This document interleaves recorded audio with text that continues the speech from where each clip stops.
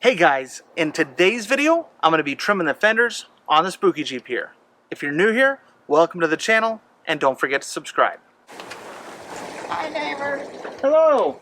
How you doing? I'm doing good, how are you doing? So if you've installed oversized tires on your XJ, it might be a good idea to trim your fenders. Not only will it allow you more space for flex, but you'll actually get better turning radius and you won't ruin any tires onto the sharp metal.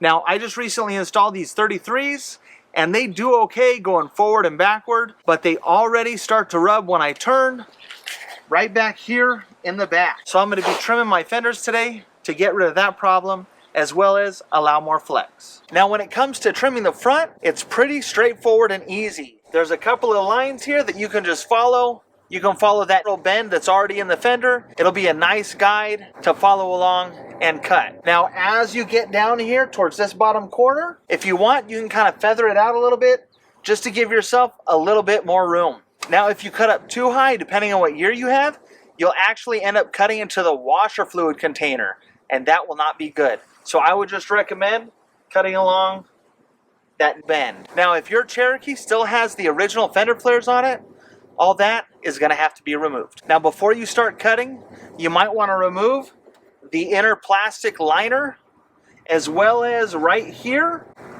you might have a brace. Just go ahead and remove that. All it is a fender brace to kind of help keep things rigid, but it mounts through this bolt hole here, so we're just going to remove it all together. Now, there's a lot of different ways you can cut these. You can use a sawzall, you can use a hacksaw, might be kind of a pain in the butt.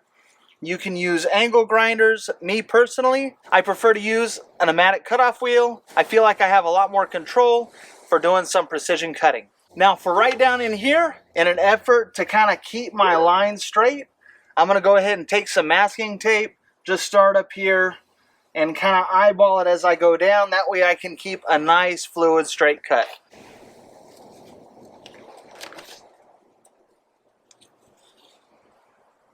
Now, up underneath at the rear of the tire here, you're going to have these two bolts. Mine is already missing, but we're going to go ahead and just cut that first one completely out.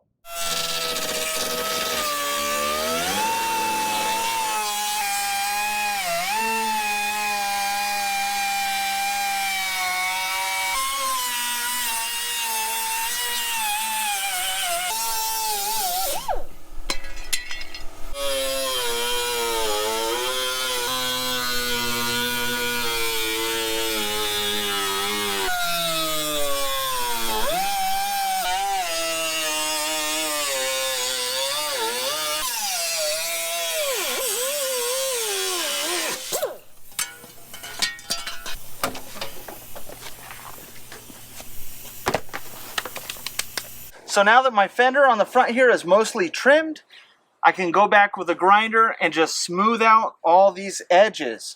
But right here at the back, we're going to need to cut this inner portion here. We're just going to come down, trim that up a little bit, and lop it off right there. Now, you don't want to go too crazy cutting in here, because this seam here is important.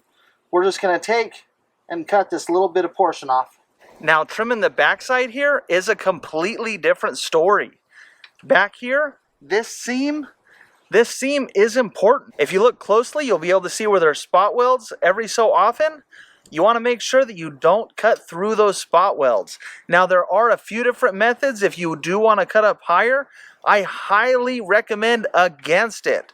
There is what's called the cut and fold method, and what that is you cut a bunch of slots going upward, and then you fold the body up out of the way.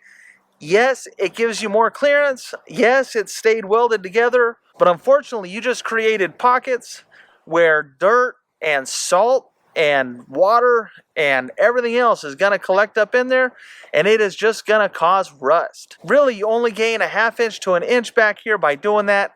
And unless you plan on really going crazy or welding it all when you're done, I highly recommend just trimming about a ½ inch off the back. Now, someone who owned this Jeep before I did already trimmed these fenders, and let me show you guys what I'm talking about. Right in here, they trimmed up too high, and now there's gaps, and all this is going to have to be welded.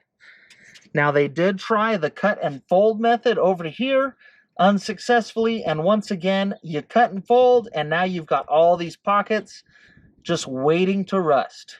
So it would be best to stay away from those spot welds. Now what you can do is you can mark it right up to the bottom of those spot welds and cut all of that off.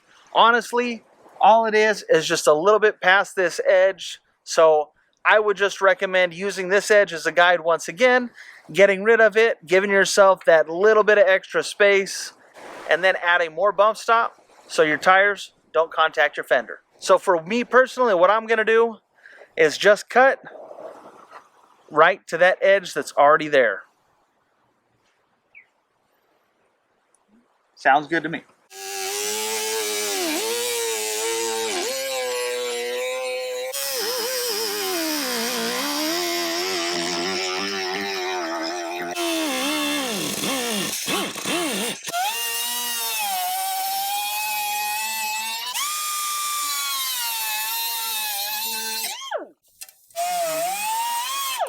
So now that I'm done with all my trimming, I'm gonna go ahead and take a flap wheel and just run it along the edge just to clean it up and smooth it out a little bit.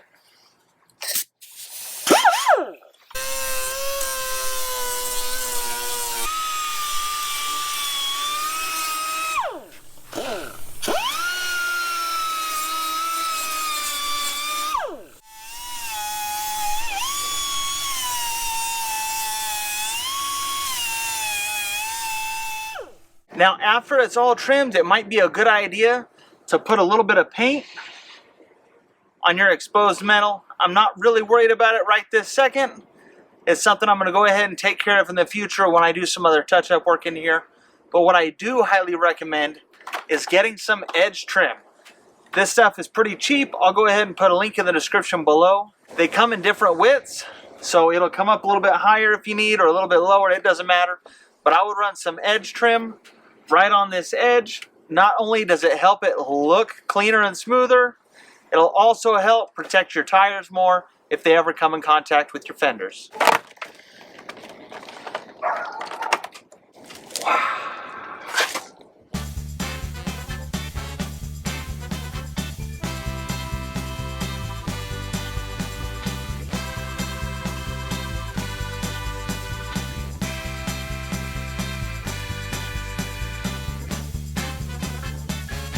And that is it, all trimmed up and ready for the trail. Tell me what you guys think in the comments down below. Anyway, if you like this video, make sure you give this video a thumbs up. As always, don't forget to subscribe. You can check me out on Instagram at It's Project Venture, as well as the Tickety Talk at It's Project Venture. Thanks for watching.